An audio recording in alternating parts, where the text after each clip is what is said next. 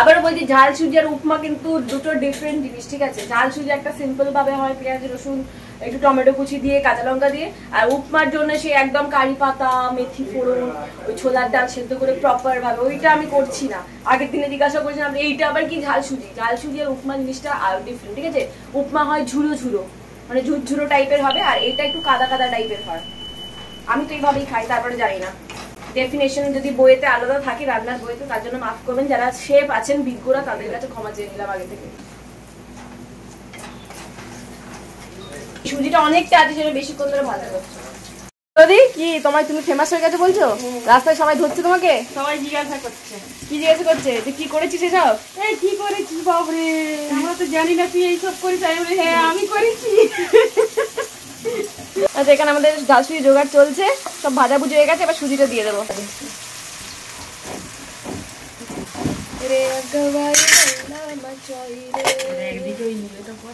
আচ্ছা, আজকে আবার সে আমের শরবতটা দাদা ভাইয়ের জন্য বানানো, মানে দাদা ভাইয়ের রিকোয়েস্টে বানানো হচ্ছে। আজকে পুদিনা পাতাও দাদা ভাই এনে দিচ্ছে, আগের দিন পুদিনা পাতা ছিল না, শুধু ধনে পাতা দিয়ে করেছিলাম। এই যে পুদিনা পাতা ধনে পাতা কাঁচা লঙ্কা দিয়ে আমের শরবত হবে এখন। আমিও খাবো। এই যে ধনে পাতা ধনিয়া এখানে নিয়ে নিয়েছি। এরপরে আমি সব আম এর মধ্যে দেবো না, জাস্ট দুটো আম আমি এর মধ্যে কেটে দেবো। অনেকে আম পুড়ার শরবত করে, অনেকে আবার আম পান্না করে। তো এটা আমি রুকসানার কাছ থেকে শিখেছিলাম এই শরবতটা করা, বাট এটাকে আম পোড়া তো ডেফিনেটলি বলে না, কারণ ওটাকে আমটাকে পুড়িয়ে করতে হয়। এটা কি আম পান্না শরবত বলে, মানে আমার এটা ঠিক জানা নেই কি বলে জানি না, কিন্তু খেতে বেশ সুন্দর এটা।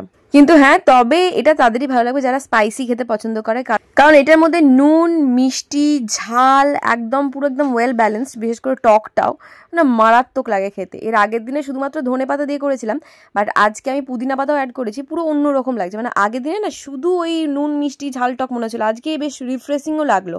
তো এর মধ্যে বেশ কয়েকটা আইস কিউব দিয়ে দেবো আমি। অনেকে আবার আইস কিউব দিয়েও কিন্তু ব্লেন্ড করে, তো আমি আইস কিউবটা পরে মিশিয়েছি। আর হ্যাঁ, চিনি আর নুনটা কিন্তু পরিমাণ মতো দিতে হবে। যারা বলেন আমরা চিনি খাই না, ডায়াবেটিক পেশেন্ট, তাদের ক্ষেত্রে এই শরবতটা বিগ নো, কারণ এটার মধ্যে বেশ চিনি আর নুনের ব্যালেন্স ঠিক রাখতে হবে, নাহলে টকে জোঁদা লাগবে পুরো। আর এই যে মোলটা কিনেছি না, সত্যি কি উপকার যে হয়েছে, খপ খুলে যাচ্ছে, যত খুশি বরফ মিশিয়ে দিচ্ছে, বা সঙ্গে সঙ্গে বরফ জমেও যাচ্ছে। এরকম আমি দুটো কিনেছি, একটা এটা একটা ব্লু কালারের। এগুলো না আবার খুব তাড়াতাড়ি ছিঁড়ে যাওয়ারও টেন্ডেন্সি থাকে, মানে মাঝখান থেকে ফেটে যায়, তখন ওই ব্লু কালারটা বের করবো। আচ্ছা, এখানে আমি শরবত নিয়ে বসেছি, কে খাবেন চলে আসুন তাড়াতাড়ি তাড়াতাড়ি। এরপরে আমি এটা ঢেলে সবাইকে সার্ভ করবো, বিশেষ করে এটার জন্য দাদা ভাই অপেক্ষা করে বসে আছে। বিশাল ঝাল, তাও আমি আজকে লঙ্কা কম দিয়েছি। মা এত ঝালওয়ালা খেতে পারে না, অল্প দিয়ে আগে টেস্টিং ফেজে দেখবো। মাকে আগের দিন দিয়েছিলাম ঝালের চোটে, মা ফেলে দিয়েছিল খাইনি, সেই জন্য আজকে ঝালটা একটু কম করে দিয়েছি আর অল্প করে দিচ্ছি। আর জানি না আজকে সকাল থেকে আমার কোয়ান্টিটিতে কি প্রবলেম হয়েছে, আমার সব সময় ভুল হচ্ছে। আজকে সুজি নিয়েছিলাম সকালবেলা সবার জন্য সুজি করবো বলে, কিন্তু সেও আমরা খেতে পারলাম না। আর আম পান্না শরবতও তাই হলো। সবাইকে দেওয়ার পর একটুখানি নিয়ে আমি আর দিদিভাই খেলাম। মা এখানে খেতে বসেছে, দারুণ হয়েছে, মারাত্মক হয়েছে। ও লাফাতে লাফাতে আসছে দেখো।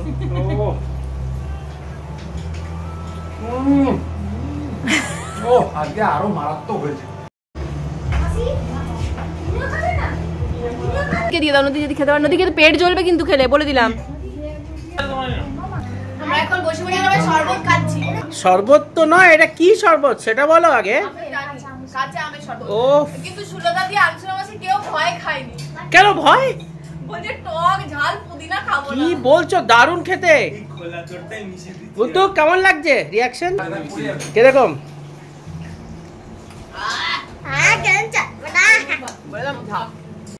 হ্যাঁ জানিস না, আগে এটা খোল, এই তো যেটা খুলে গেছে সেটা খোল। ক্রিয়েটিভ কপিটাকে বেশ ভালো করে ডেকোরেট করতে বলেছে স্টিকার। এই দেখ, এটা বাইরে বেরিয়ে রইলো। রোজ লাগা, এইখানটায় লাগা, এইখানটায়। এই দেখ, তো ক্রেয়ন নিয়ে যা পাউচ। আচ্ছা দেখিয়ে দিই, এই হচ্ছে আমাদের এঁচোড়ের তরকারি। এখানে হচ্ছে টকের ডাল, এখানে শাক ভাজা। আমাদের যদি শুধু এই দুটো দিয়ে খাওয়া হয়ে যাবে, আর বাবার জন্য অল্প করে একটু ঝিঙে সরষে করা হয়েছে। এখন আমার ভিডিও দেখা হচ্ছে বসে বসে, এই যে এখানে একজন বসে বসে দেখছে, আর এখানে একজন, উনি তো সারাদিন দেখে। এই যে আমার ফানি ভিডিও গুলো। আজকে দিদিভাইকে যে একটা ফানি ভিডিও শুট করাবো, দেখি ভাবিনি এখনো মাথায় কিছু আসে। দেখো এই যে তুমি রাস্তা দিয়ে যাবে আর তোমার সঙ্গে ধাক্কা খেয়ে তো। এখানে সবাই খেতে দেওয়া হয়ে গেছে। এই যে দাদা ভাই দিদি ভাই সবাই রেডি হয়, আমরা এখন মন্দিরে যাচ্ছি, দক্ষিণেশ্বরের মায়ের মন্দিরে। এই যে দাদা ভাই আর দিদি ভাই এখন সেলফি তুলছে। হ্যাঁ যাচ্ছি, আরো দূরে দূরে চলে যাচ্ছে, সারাক্ষণ চলেই যাচ্ছে। যদি ওরকম বোতলে নষ্ট করিস না। আচ্ছা আমরা তো রেডি সবাই হয়ে গেছি তো, মানে ওয়েদার খুবই খারাপ, ঠিক আছে, মেঘলা তো করে আছে। এবার যদি বৃষ্টি ফৃষ্টি নামে তাহলে একটা বিশাল চাপের মধ্যে পড়বো। মন্দির যদি বন্ধ হয়ে যায়, এত আশা নিয়ে যাচ্ছি আর এত বছর পর যাচ্ছি। নদী যখন 1 বছরের তখন গেছিলাম লাস্ট। আগে আমরা ঘন ঘন যেতাম যখন কলকাতায় থাকতাম, মানে মেন কলকাতায় থাকতাম আর কি, তখন ঘন ঘন যেতাম। আর নদী হওয়ার পর থেকে সেরকম নদী হওয়ার পরেও গেছিলাম 1 বছরে যখন, তারপর থেকে আর যাওয়া হয়নি। তো এই প্রথম যাচ্ছি সবাই মিলে, তাও দিদিভাই মানে আমরা সবাই মিলে একসাথে যাচ্ছি। আজকে নদী যার কাছে সামনে বসবে, আমি আর দিদিভাই পেছনে কোলে নিয়ে বসতে পারবো না ওদেরকে। হ্যাঁ ভেবেছিলাম আমরা খাওয়া দাওয়ার পরেই বেরিয়ে যাবো, বাট আমাদের বেরোতে বেরোতে মোটামুটি 4টে বেজে গেছিলো। আর বিশেষ করে শাড়ি পরেছিলাম এই এতদিন পর। আর সত্যি বলতে কি, মানুষ অভ্যেসের দাস কথাটা শুনেছেন নিশ্চয়ই। এই শাড়ি না পরে পরে এমন অভ্যেস হয়ে গেছে না, শাড়ি পরলেই মানে অসহ্যকর লাগছে রীতিমতো। কালকে আমরা গেছিলাম যেভাবে, আর ফিরেছিলাম শাড়িটাকে স্কার্ট বানিয়ে। কুচি তো কোনো ঠিকই ছিল না, সব হাতে পায়ে গুজে ছুটতে ছুটতে এসেছিলাম। আর তার মধ্যে ছিল প্রচণ্ড গরম, অদ্ভুত রকমের গরম। তবে হ্যাঁ, আমাদেরকে বেশিক্ষণ ওয়েট করতে হয়নি। আমরা যখন গেলাম মানে পৌঁছালাম মন্দিরে, খুব তাড়াতাড়ি পুজো দিতে পেরেছি। আর মন্দিরে যখন পৌঁছালাম আমরা প্রপার টাইমে পৌঁছে গেছিলাম, একটাই কারণ 6:30টায় মায়ের নাকি ভোগ বিতরণ, মানে ভোগ দেওয়া হয় মাকে, তখন নাকি গেটটা বন্ধ হয়ে যায়। বেশ কিছুক্ষণ ওয়েট করতে হতো, কিন্তু আমরা মোটামুটি 6:10-এর মধ্যে পুজো দিয়ে খুব সুন্দরভাবে চলে এসেছিলাম। আর মন্দিরের ব্যাপার, পুজোর ব্যাপার, এইগুলোতে রিস্ক না নেওয়াই ভালো। সেই জন্য আমরা যেটা করেছিলাম যে বাড়িতে আজকে আমাদের খাবার কিছু বানাইনি। আমরা ভেবেছিলাম যে বাইরে থেকেই খেয়ে আসবো। আর বিশেষ করে কলকাতার মধ্যে সব থেকে পছন্দের জায়গা হচ্ছে আমার ময়দান। আরামবাগ থেকে যখন নন স্টপে করে আমি আসতাম স্প্ল্যানেডে না, তখন এই একটা জায়গায় আমার চোখটা আটকে যেত, সেটা ময়দান। কত বাচ্চা খেলছে, তখন আমিও যদিও বাচ্চাই ছিলাম আর কি। দাদা ভাই এখনো চায়ের তলব লেগেছে। দিদিভাই তোমার? আমার চায়ের বিশাল নেশা, আমারও লেগেছে। আমরা মন্দিরে ঢুকে গেছি, গাড়ি পার্কিং হবে এরপর। ছোটবেলায় এসেছিলাম। আচ্ছা আমরা এসে গেছি মন্দিরের ভেতর, গাড়ি পার্কিং হয়ে গেছে। গাড়ির ভেতরেই জুতোটা খুলে বেরিয়ে যাচ্ছি, ঠিক আছে।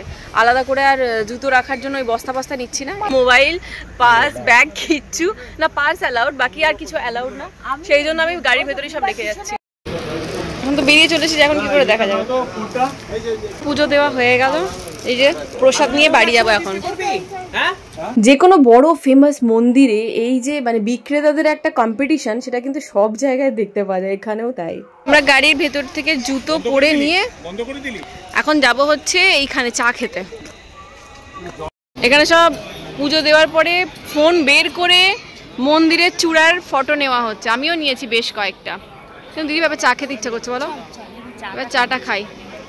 এই চলো চা খাবো, ভালো লাগছে না। ওইদিকে অল্প ঝাল দেবেন। বাবান খাবে নাকি? বাবান আলু কাবলি খাবি?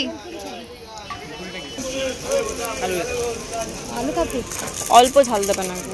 দেখো দিদিভাই দেখে লোভ লাগছে নাকি? এর মধ্যে একটু ফুচকা গুঁড়ো করে দিতে পারবেন না? ভালো লাগে খেতে আর কি।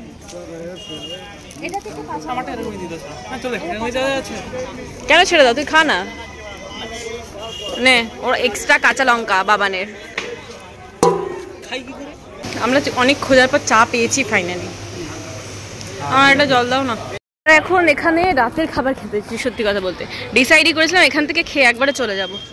তো আমরা এখন যাচ্ছি। আমরা খেতে ঢুকেছি, কি খাবো বলো? আচ্ছা দিদি ভাই আর আমি খাচ্ছি হচ্ছে মশালা ডোসা, ঠিক আছে। এরা 3 জন খাচ্ছে হচ্ছে হিঙের কচুরি আর ছোলার ডাল, আর বাবান খাচ্ছে ছোলে ভাটোরা। সবারই খাবার চলে এসেছে, বাবানের ছোলে ভাটোরা আর এদের কচুরি আর ছোলার ডাল। বন্ধুর আনন্দটা দেখি। মাটা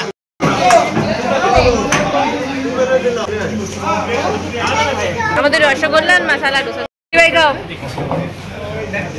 বাবান খাচ্ছে ছোলে ভাটোরা। কেমন বাবান? ভালো। আমরা বেরিয়ে পড়েছিলাম ওখান থেকে 8টা 8:30 নাগাদ, কিন্তু ফিরতে অনেকটা দেরি হয়েছিল, মানে 10টা বেড়ে গিয়েছিল। কারণ জ্যাম ছিল নাকি জানি না, গুগল পুরো একদম ঘুরিয়ে নিয়ে এসেছিলো। যাওয়ার সময় যেখানে 1 ঘন্টা 15-20 মিনিট লেগেছিলো, সেখানে আসার সময় প্রায় 2 ঘন্টা পেরিয়ে গেছিলো আসতে। আচ্ছা চলে এলাম বাড়িতে, সবাই ফ্রেশ হয়ে শুধু ঘুমোতে যাবো এখন। আর কারোর কোনো ইন্টেনশন নেই, কোনো মুভি দেখারও নেই। আর রবিবার দিনটা এমনিতেই, রবিবার রাতটা প্রচণ্ড বিরক্তের একটা রাত। কাল থেকে আবার সোমবার, কনস্ট্যান্ট স্কুল। শুক্রবার না সরি মাঝখানে বৃহস্পতিবার ছুটি আছে, 1 মে বোধ হয় ছুটি আছে, ওই একটা দিন ছুটি পাওয়া যাবে আর কি। ও 7 তারিখ থেকে নদীতে এক্সাম শুরু হচ্ছে। যাই হোক, আজকে ব্লগটা এখানে শেষ করছি। দেখা হচ্ছে কালকের নতুন ব্লগের সাথে। ভালো থাকবেন, সুস্থ থাকবেন, সবাইকে ভালো রাখবেন ভাই, আর নিজেরাও ভালো থাকুন। Good night.